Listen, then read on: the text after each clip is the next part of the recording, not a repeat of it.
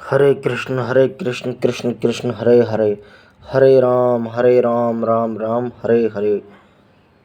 अब मैं अपनी कर्पण दुर्बलता के कारण अपना कर्तव्य भूल गया हूँ और सारा धैर्य खो चुका हूँ। ऐसी अवस्था में मैं आपसे पूछ रहा हूँ कि जो मेरे लिए श्रेयस्कर हो उसे निश्चित रूप से बताएं। अब मैं आपका शिष्य हूँ और आपका शरणागत हूँ, कृपया मुझे उपदेश दें। यह प्राकृतिक नियम है कि भौतिक कार्यकलापों की प्रणाली ही हर एक की चिंता का कारण है।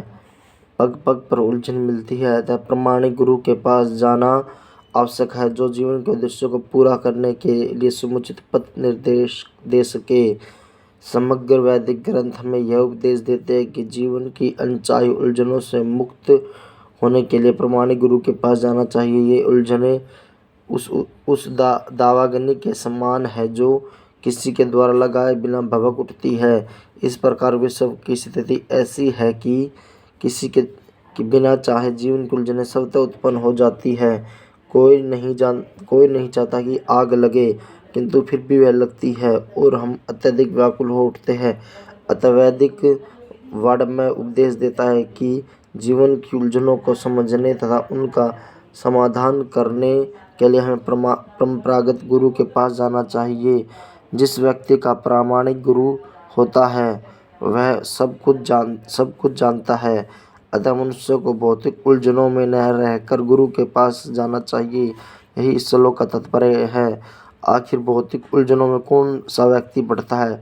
वह जो जीवन की समस्या को नहीं जानता, नहीं समझता। मनुष्य का वर्णन इस प्रकार बृहदारण्यक उपनिषद में व्याकुल व्यग्र मनुष्य का वर्णन इस प्रकार हुआ है। कृपण वह है जो मानव जीवन की समस्याओं को हल नहीं करता और आत्म साक्षात्कार के विज्ञान को समझे बिना कुकर सूकर कुत्तों और सूअर की भांति इस संसार को त्याग कर चला जाता है। जीव के लिए यह मनुष्य जीवन अत्यंत मूल्यवान निधि है, जिसका उपयोग वह अपने जीवन की समस्या को हल करने में कर सकता है। अतः जो इस अवसर का लाभ नहीं उठाता वह कृपण है। ब्राह्मण इसके विपरीत होता है, जो इस शरीर का उपयोग जीवन की समस्त समस्या को हल करने में करता है। देहात्म बुद्धिवश कृपण या कंजूस लोग अपना सारा समय परिवार, समाज, देश आदि के अत्यधिक प्रेम में गंवा देते हैं।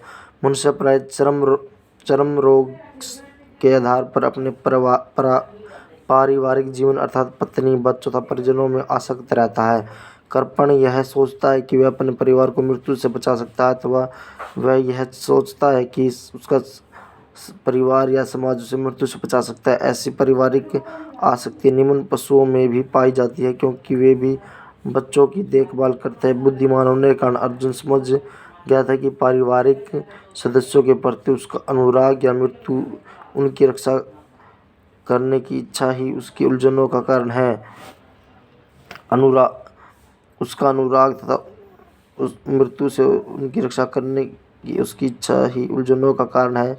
यद्यपि वह समझ रहा था कि युद्ध करने का कर्तव्य उसकी प्रतीक्षा कर रहा था, किंतु कृपण दुर्बलता के कारण वह अपने कर्तव्य नहीं निभा रहा था।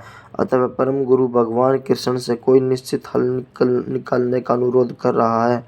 वह कृष्ण का शिष्यत्व ग्रहण करता है, वह मित्रतापूर्ण बातें बंद करना चाहता है। गुरु तथा शिष्य की बातें गंभीर होती है और अब अर्जुन अपने मान्य गुरु के समक्ष गंभीरतापूर्वक बातें करना चाहता है। इसलिए कृष्ण भगवद गीता ज्ञान के आदि गुरु है और अर्जुन गीता समझने वाला प्रथम शिष्य है। अर्जुन भगवद गीता को किस तरह समझता है यह गीता में वर्णित है। तो भी मूर्ख संसारी विद्वान बताते हैं कि किसी को मनुष्य रूप कृष्ण की नहीं बल्कि अजन्मा कृष्ण की शरण ग्रहण करनी चाहिए। कि कृष्ण के अंतः तथा बाह्य में कोई अंतर नहीं है। इस ज्ञान के बिना जो भगवत गीता को समझने का प्रयास करता है वह सबसे बड़ा मूर्ख है। हरे कृष्ण कृष्ण कृष्ण हरे हरे, हरे राम राम राम हरे हरे।